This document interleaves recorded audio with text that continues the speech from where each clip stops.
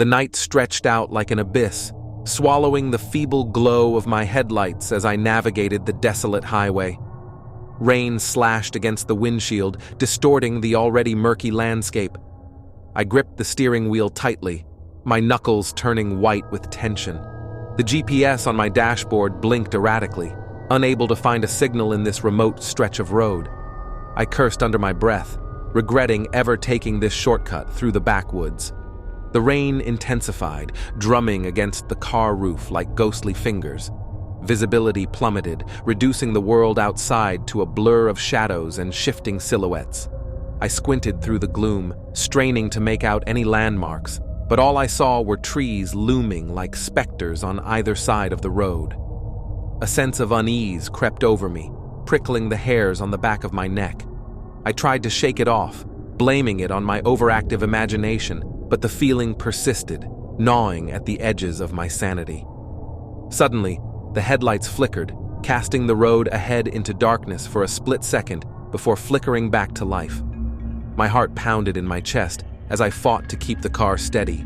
I glanced at the fuel gauge, praying that I wouldn't run out of gas in the middle of nowhere.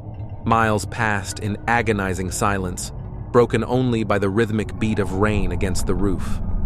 The road seemed to stretch on endlessly, winding its way through the heart of darkness. My eyelids grew heavy with fatigue, but I dared not close them, fearing what lurked in the shadows beyond. Just when I thought I couldn't take it anymore, a dim light appeared in the distance.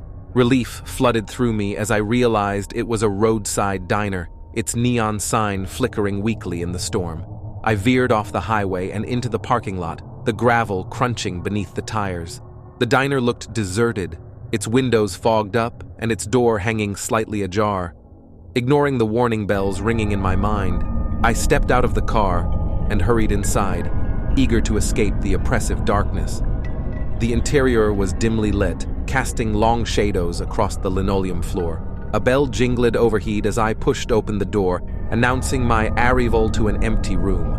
The air was thick with the smell of grease and stale coffee, sending a shiver down my spine.